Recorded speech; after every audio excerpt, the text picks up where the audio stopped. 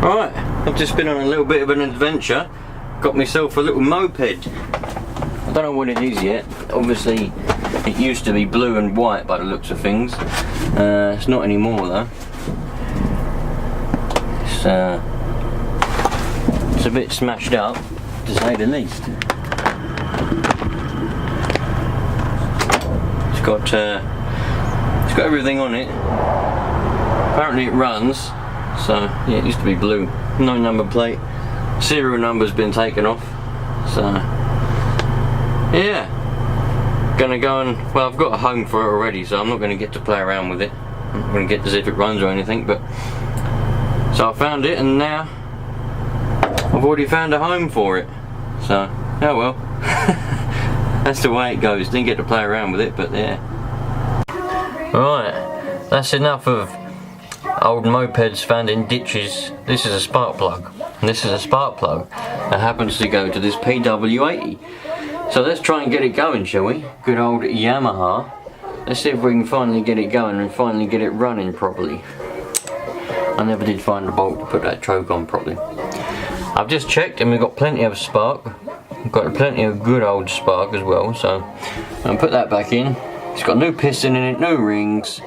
There's nothing really that can be wrong. The only thing that can be wrong is a little bit of problem over there in the old carb, but I don't know.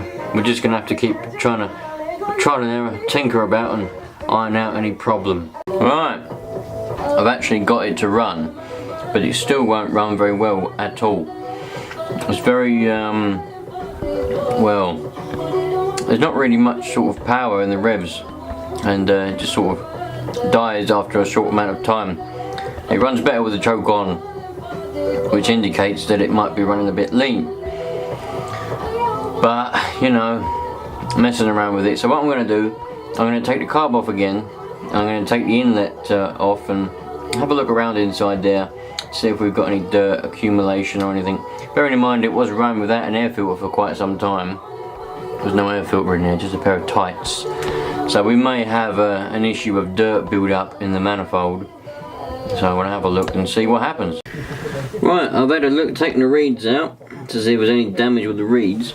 First thing I did notice was we got quite a lot of dirt built up inside here. There's no, this is all sealed. This is a gasket here. It should all be sealed. So the way this dirt has got in is through the inlet, through the carb, because we had no air filter. And got a little build up of dirt here. This is like it's wet now because there's a bit of fuel in there and that, but basically dust. And we've got some more dirt residue around here and on the crank. Now we'll see a bit of dirt on the outside of the reed cover in that manifold, whatever you want to call it. We got a bit of dirt. There was a bit of dirt built up on top of the reeds. I'm not sure whether these are the original ones. We've got something marked on there. It looks like it may be from a parts list or whatever. I don't know myself. Don't know, hopefully we can pick it up. We've got a little bit of the reeds. They're not perfect. I think they may be worn out. They may have had it, to tell you the truth. They should be, you know, they might have stuff stuck under them. I think they've got a bit of dirt stuck under them. I wonder if you can see. Yeah, I think just picking it up, we have got dirt stuck underneath the reeds there. So there it is, you can see it now.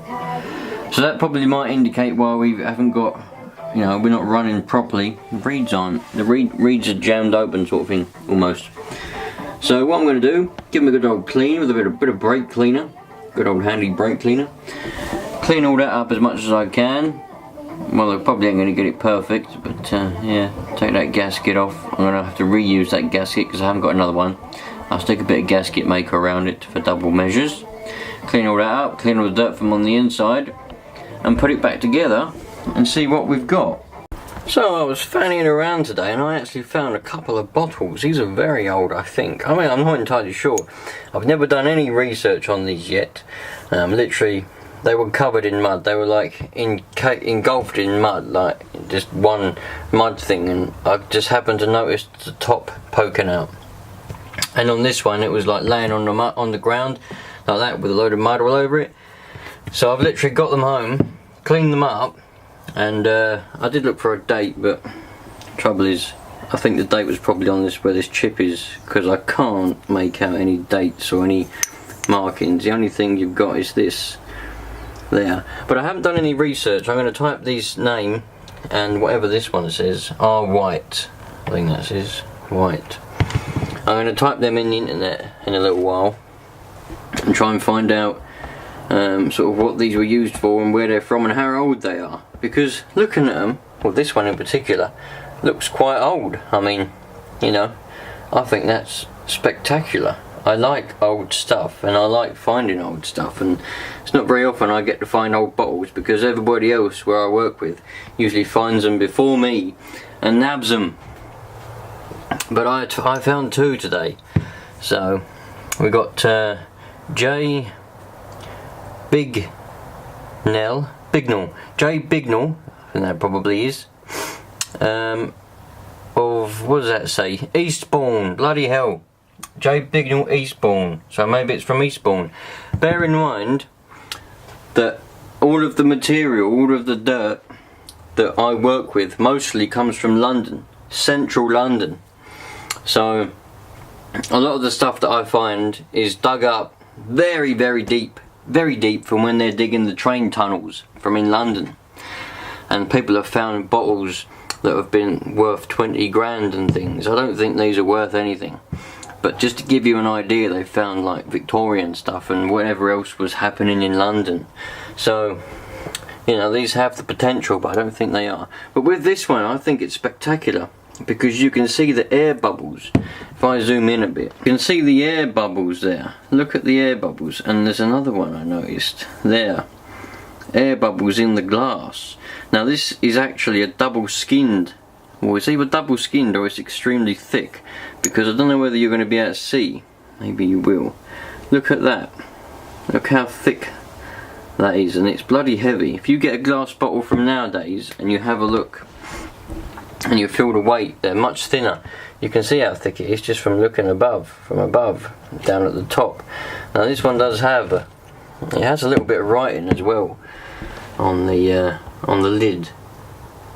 I don't know if, there we go. It just says the same, but it says 2G by the looks of things, 2G, and hit on this side 6, R white 6. But it's actually got a threaded cap, and when I first undid it, my God, I don't know, whatever was in there, it smells like petrol from, oh, it's got a bit of fizz. It smells like petrol from today, but there's nothing in there now. But whatever was in there, it smelled a hell of a lot like petrol. But you can see, look how thick the glass is. Don't know what it would be for. Like I said, I've not done any research, so there may be some of you sitting there going to me, oh my God, these are the most common bottles were around in, I don't know, the 60s or something, whatever. But it doesn't matter where these are from. I think they're fascinating. So by all means, I'm going to do some research literally when I go and edit this video, but if anyone does know what these bottles are and where they're from and how old they're probably going to be, by all means put it in the comments, because it'll be interesting to know, especially if you're a bottle expert or something like that. It'll be fascinating, absolutely fascinating. Sweet.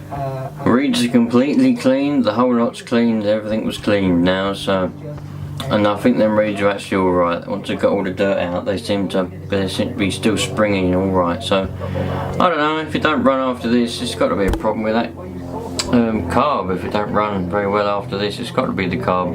But I don't know, we'll put it back together and we'll find out. That dirt in there certainly didn't help though. Mr. Carburetor's back on again, back up.